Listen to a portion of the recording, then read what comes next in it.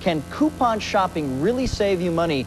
Barbara is with somebody who saved an extraordinary amount of money just by clipping coupons. Unbelievable. Wait till you see this. How many times have you gone to the supermarket and you spent more money than you ever thought you would? Happens to me all the time. Well, this morning we're going to talk to someone who can tell you how to cut your grocery bill. In fact, how to feed a family of 4 on less than $10. Susan Samtur. Right. Joins us this morning. She's also known as the Coupon Queen. Is that all right? Yeah, that's fine. Queen? That's fine. And she's going to tell us some of her shopping secrets. Let's start with this. First, can you guys show this whole table?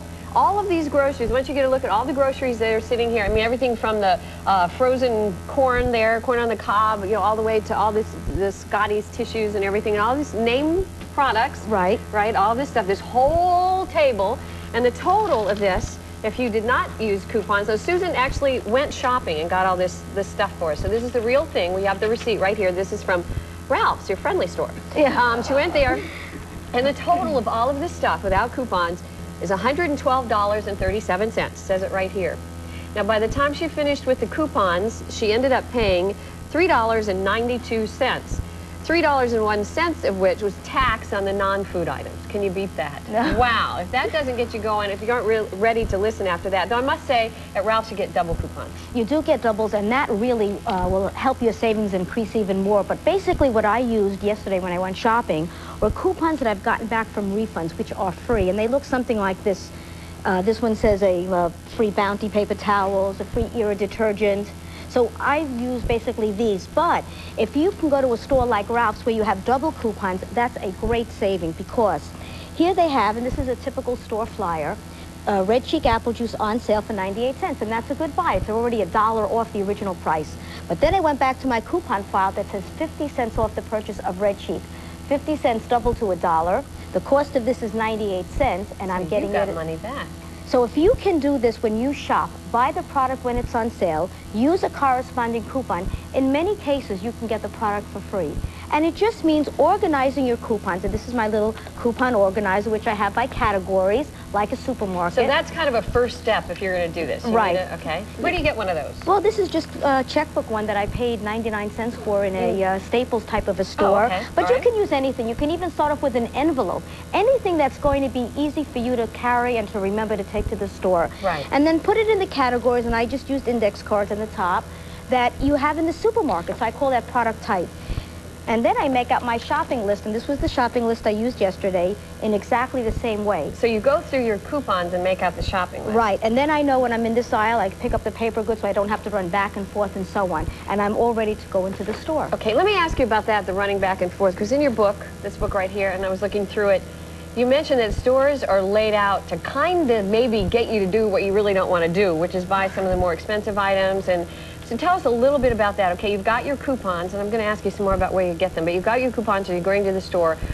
What should you do? You get in the store, is there a certain way you should go to avoid those things happening, and how to find the cheaper items? Well, the first thing you should do is you really should have a list. And it doesn't mean that when you go to the store you can't change what you decide to buy because you found a really good special. For example, a lot of times I'll go in and I'll look for something like this, like a trial size, which you won't find in the newspaper, and then I had a 50 cents off coupon. The trial size was 59 cents, so I only paid 9 cents for it. So some of the things you find in the supermarket can be great savings.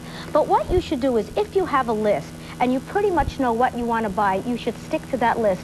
It will keep you from being influenced by some of the outside sources that are there. Kind of close your eyes to everything else, kind of like blinders. Well, close it to a degree, because if you come across something else that looks like this, which is an unadvertised special, or what I would call a specially marked package, let's say you were in the market for a shaving cream, but you happen to find one that had $1 back. It might be the time for you to say, all right, I'm going to deviate from my shopping list and buy it. I'll get $1 back on the purchase. So it means sometimes taking a list, being pretty much sticking to that list while you go shopping in the store, but be alert for some of the other things that you might come across. And something that I came across, which I thought was great, was, and this was also in the store flyer at Ralph's. I eat those Cheerios, very good, 4 flavors. And my son actually loves the honey, the apple cinnamon Cheerios, which was on sale for $1.99, a saving already of about $1.40. Then I went back to my coupons. I had $1 off, bringing my cost down to 99 cents.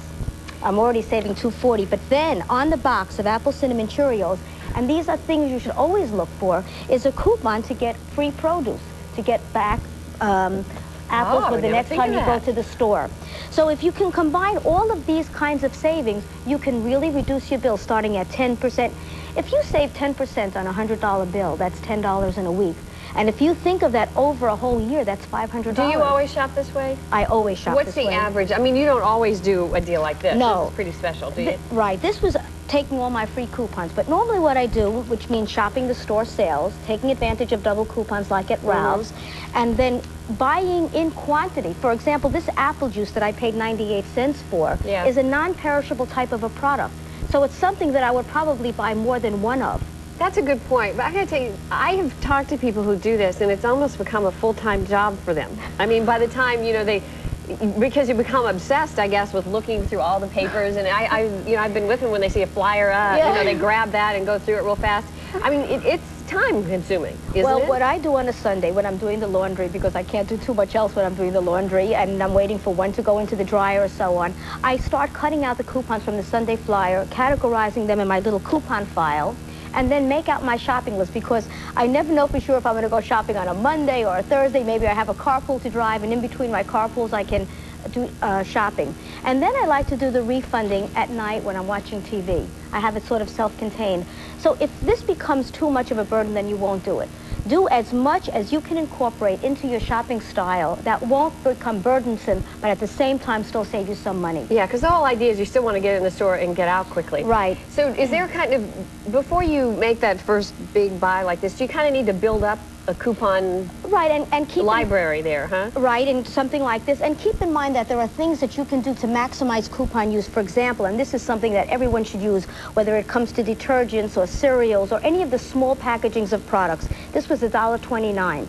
I went back to my coupon file. I had 50 cents off. I had 4 coupons for 50 cents off the purchase of Whisk, which Ralph will double to $1, bringing my cost down to 29 cents to each one of these. So rather than buy one big one, I'll buy 4 of the small ones because I have the coupons, and I'm only paying 29 cents each, or a total of about $1.20 for all 4. Whoa, that's work. To me, that's work, but it's worth it when you look at this. Well, it's worth really it because buying the smaller size is a very good tip in general when you buy products. So good things to do. First, get that, start going through the coupons, and get a library. Because I was doing that this weekend, just quickly look through the Sunday, and what I would have ended up with was kind of just dog food, cereal, and some paper towels, because there were 80 zillion coupons for dog food. So you kind of got to build it up so you can get a variety of things if you're going to do that. And make sure you have something to keep them in. Right. It could be anything. Ahead, huh? And then plan ahead and have a little shopping list. And be aware of what's available in the supermarket, so keep your eyes open as you're shopping and be an alert shopper. And it's a great commercial for Ralph's. Double coupons. You can't beat that. Susan Samtur, thank you so much for coming in. The new book that she has out, and there are others, is Super Coupon Shopping System. Thanks again for coming in. Oh, thank you. It was a pleasure to meet you. And nice meeting you. And we'll take these groceries, so we don't mind. When we come